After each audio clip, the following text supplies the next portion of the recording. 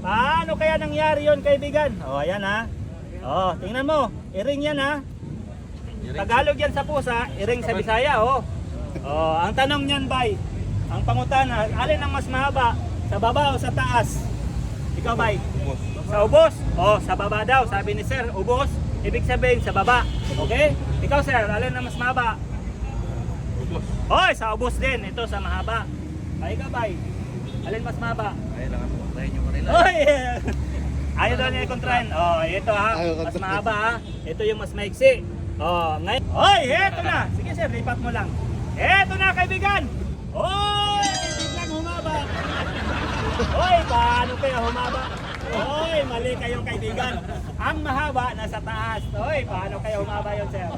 Kaya hindi ka, sir. Paano kaya? Balik mo, sir. Balik mo. Hoy, tinignan talaga ni sir. Diskumpiyado si sir ha.